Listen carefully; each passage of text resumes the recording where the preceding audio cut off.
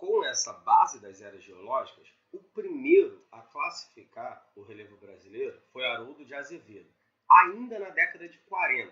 Haroldo de Azevedo, formado pela USP, foi presidente da AGB, Associação dos Geógrafos Brasileiros, e em 1949 ele publica o seu trabalho fazendo a seguinte proposta de subdivisão: somente com planaltos e planícies. Então, nessa primeira forma, o Brasil com 8 unidades. Dá uma olhada. O Brasil com 8 estruturas, sendo 4 planaltos, parte bem elevada, o Planalto das Guianas, na área central de maior presença, o Planalto Central, que depois seria subdividido. Observa-se que para o Absábia vai subdividir ainda em 3 compartimentos e ainda haverá mais subdivisões em Jurandir Rossi. Segue-se para o sul com o Planalto Meridional e no Atlântico, o Planalto Atlântico, beleza? Das áreas ali de dobramentos, de serras cristalinas, super importante. Então, repara-se do seguinte: ao observar os planaltos, para Haroldo de Azevedo, o critério era tão somente altimétrico. Áreas acima dos 200 metros em relação ao nível do mar chama-se planaltos. Áreas abaixo dos 200 metros em relação ao nível do mar, planícies. Então, somente esse critério. E aí, seguindo para as planícies, repara-se, planície amazônica, uma planície anuvial, super importante. Repara-se que em todas as outras classificações a planície amazônica é presente ali. A planície costeira, também, sempre permanente. A planície do Pantanal. Então, numa questão, o que tu pode observar? A planície amazônica e a planície pantaneira são formações do Cenozoico, são formações bem recentes. Aí tu fica na cabeça: não, Brasil é formação geológica só antiga. E erra a questão. Faz isso não, guerreiro. Pensa, beleza? Aí, segue na descrição planície do Pantanal, como eu já citei, a costeira e os pampas, Paranapantipampampa, Pampantipampa. Tranquilo? Então, basicamente, em resumo, foi essa a classificação do Haroldo de Azevedo. Somente altimetria. Acima dos 200 metros, planalto; abaixo dos 200, planície. Porém, aí segue-se para o Aziz Nassib Absaber. O Absaber, filho de mascate, de imigrante libanês, formado na USP também, dizem que foi jardineiro lá e tudo. O Absaber, cara aí pomposo, o charme do coroa. Então, grande Absaber, ele propõe o seguinte: ele é super relevante, considerado nos aspectos geológicos e geográficos no cenário latino-americano, mundial, seja.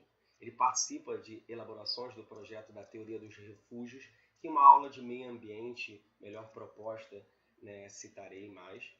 E ele propõe uma característica não mais altimétrica, mas sim por características geomorfológicas, geoclimáticas, morfoclimáticas, por assim dizer, paleoclimas. Então, em características sobre influências das eras geológicas, dos processos de erosão e sedimentação, intempéricos, enfim, para a formação geológica e estrutura de relevo de uma área. E aí, ele utiliza a base de erosão e sedimentação para classificar o seu relevo.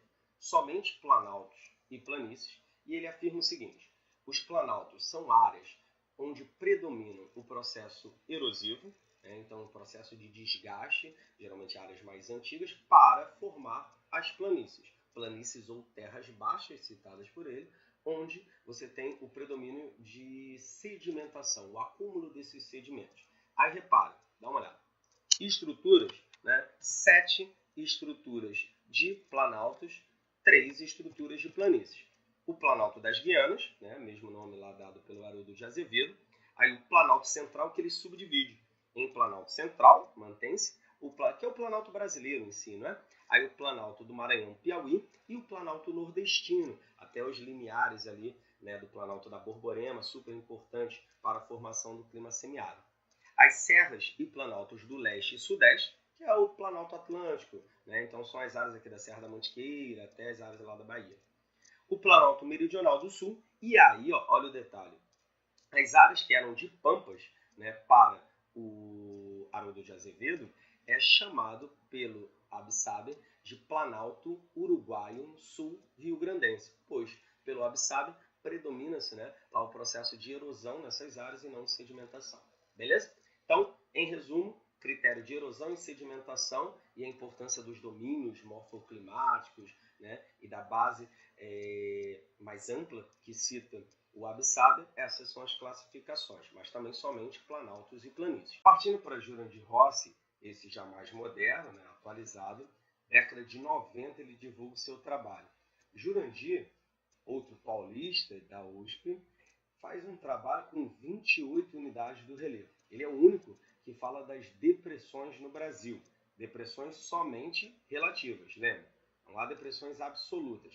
Essas absolutas abaixo, áreas continentais abaixo do nível do mar. Brasil somente depressões relativas. Há os planaltos, 11 estruturas, e as planícies somente com 6 estruturas. Passando primeiro para os planaltos. Dá uma olhada na imagem dos planaltos.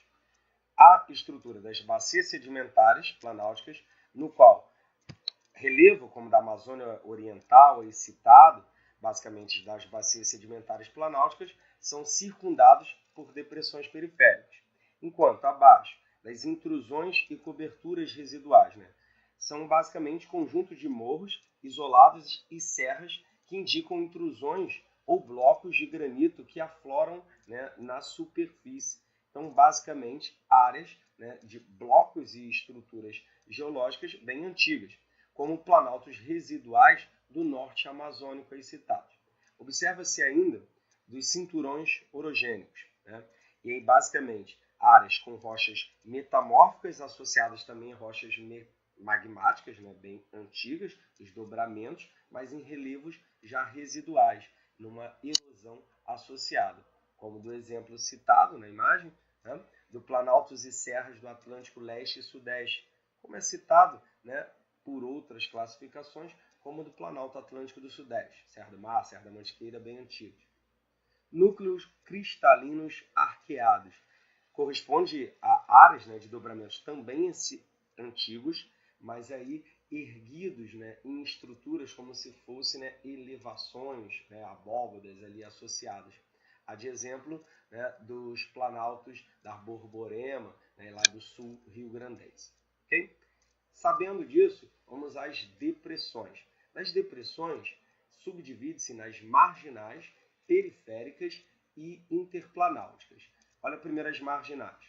Exemplo das marginais, nós temos a marginal norte-amazônica e sul-amazônica, 13 e 14, basicamente na margem das bacias sedimentares. Há também as periféricas. Periféricas, olha lá no sul, dois exemplos, a 21 e a 22. Periférica da borda leste da bacia do Paraná e periférica sul-rio-grandense. Então, basicamente, áreas de intrusões tanto mais antigas, né, lá cristalinas, e mais recentes também, basálticas ali associadas. Há também as depressões interplanáuticas, como do exemplo 19 ali, ó, sertaneja e do São Francisco. Olha o Planalto da Borborema servindo ali como base para isso também. Beleza, galera? Então, das classificações, ainda temos as planícies, que são de menor quantidade, somente 6 estruturas. Há de exemplo a permanência tanto da planície costeira, como da pantaneira, quanto da amazônica. E ainda há outros dois exemplos, né, da planície da Lagoa dos Patos e Mirim, e ali subdividida, né, do rio Araguaia, do rio Guaporé. Então, as subdivisões de planícies no Brasil, formações mais recentes. Não esqueça isso. Então, essas foram as informações do mestre Jurandir Rossi. Então, segue, curte, compartilha, né, e dá um like. Tamo junto. Até a próxima. Valeu!